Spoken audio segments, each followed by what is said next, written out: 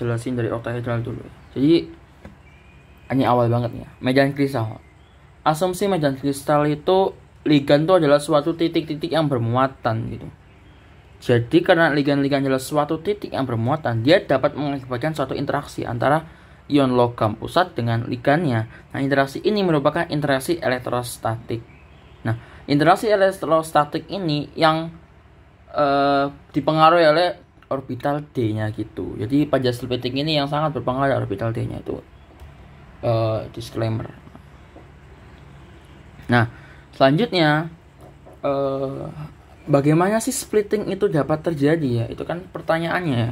Jadi gini, pada lihat orbital ini ya kan ya. Ada orbital dx kuadrat min y kuadrat dz kuadrat dyz dxz dan dxy. Lihat pada orbital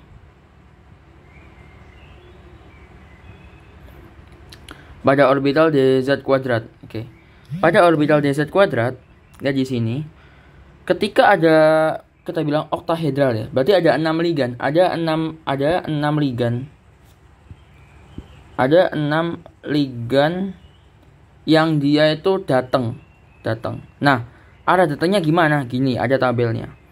Ketika jumlah ligannya itu 6, arah datangnya itu dari arah sumbu X, Y, Z. Itu medan yang dihasilkan adalah suatu oktahedral. Ketika jumlah ligannya 4, itu ada 2 kemungkinan arah datangnya.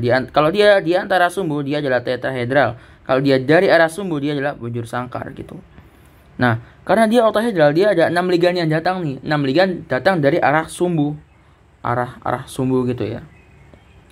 Arah sumbu. Di antara sini. Ligan itu datang gitu. Ligan itu datang. Nah, medan yang ditimbulkan ligan ini dirasakan oleh kelima orbital D atom pusat. Jadi semua ini bakal merasakan arah datangnya ligan. Semua ini tuh gitu. Semua orbital ini tuh dapat merasakannya gitu.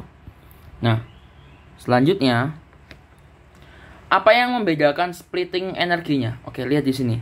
Orbital DZ di sini. Orbital DZ, kita lihat orbital DZ kuadrat nih. Orbital DZ itu dia kan menempel ya pada sumbu ya, terletak pada sumbu ini kan. Dia kan terletak pada sumbu orbital DZ nih.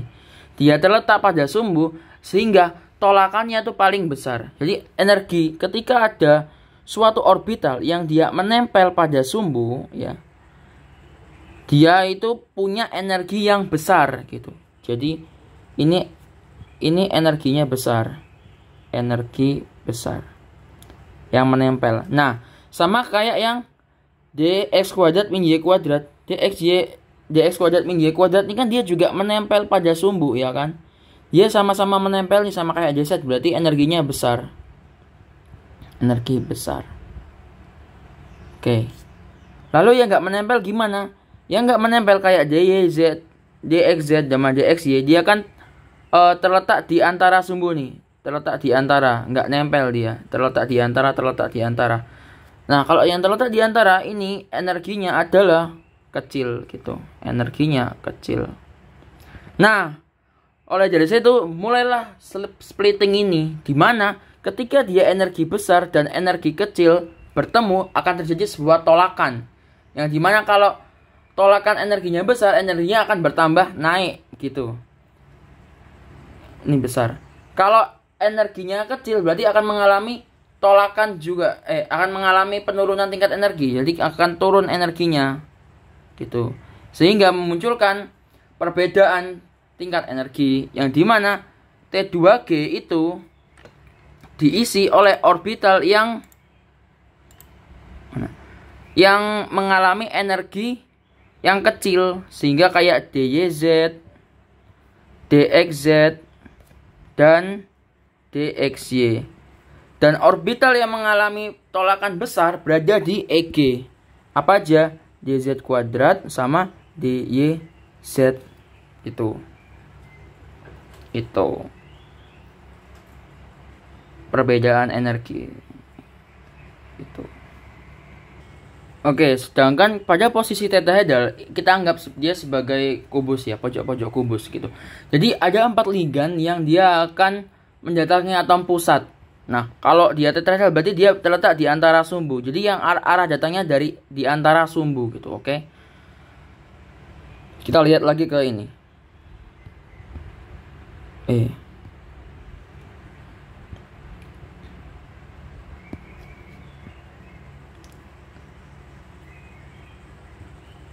Oke, ketika tetrahedral ya, ketika tetrahedral adalah kebalikan oktahedral, di mana ligan akan mendatangi atom pusat pada pojok-pojok kubus atau terletak di antara sumbu.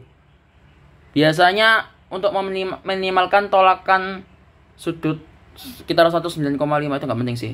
Ini gitu. Intinya adalah bahwa dia adalah kebalikan dari oktahedral, yang dimana orbital DZ yang dia itu nempel di sumbu, dia dapat tolakan yang lebih lemah. Ya, kalau pada kita bicara oktahedral, ini sekarang kita bicara tetrahedral.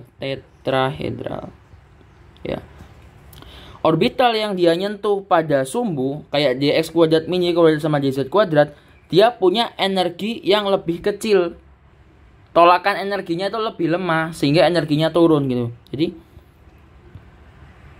energi kecil, tolakan energinya kecil, dan dia ada mengalami penurunan energi. Berarti kebalikannya di mana bahwa DYZ, DXZ dan DXY yang dia letaknya di antara sumbu, ya, yang letaknya di antara sumbu ini, dia punya energi yang tolakan energinya lebih besar sehingga akan memicu pelebaran energi gitu. Jadi splittingnya gimana? Splittingnya kebalikan.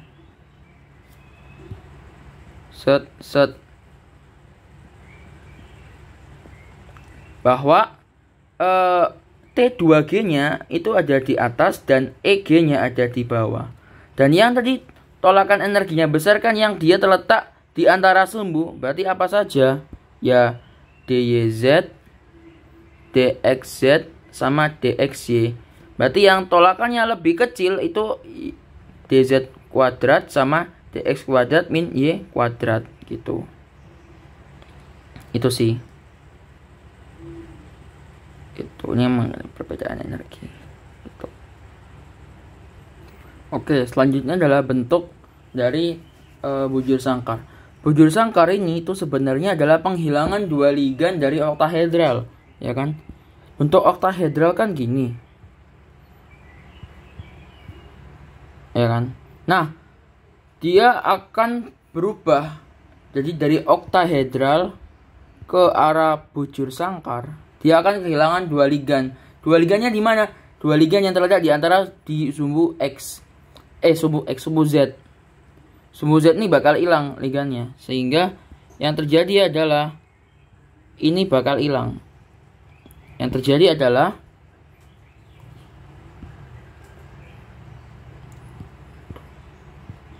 gini doang, bujur sangkar, dan dia ada di sisa sumbu apa X sama Y gitu.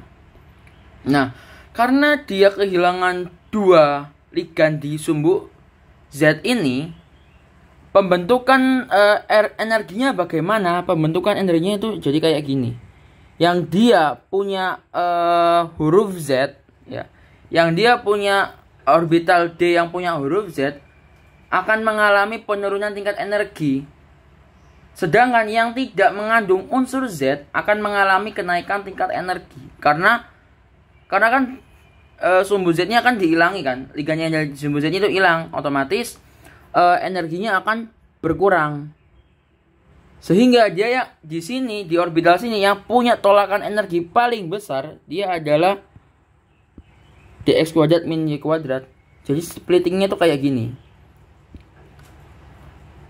Ini tetap EG sama T2G karena sama seperti oktahedral kan. Cuman bedanya di arah splitting ini. Di arah ini semua tuh beda. Bedanya itu di situ. Kayak gimana ininya. Yang gue bilang bahwa dx kuadrat min y kuadrat adalah suatu orbital di bujur sangkar yang dia punya tingkat energi paling besar, sehingga kita akan letakkan dia di posisi ini dx kuadrat min y kuadrat, terus dz kuadrat, terus dxy. Lalu ada dxz sama dyz. Ini sebelum ya proses yang ini, warna lain ya. Proses yang ini itu sebelum adanya perubahan energi yang besar banget gitu loh. Sebelum adanya itu. Ya, sebelum adanya itu semua. Nah, ketika sudah ada pengambilan dua ligan di unsur Z, di bawah yang mengandung unsur Z ini kayak dxz, dyz itu akan mengalami penurunan energi, sehingga yang terjadi adalah dx kuadrat min y kuadrat dia bakal tetap pada posisi teratas karena energinya paling besar. Dilanjut dxy yang masih ada unsur x sama y. Kenapa unsur x sama y masih kuat? Karena kan mana tadi?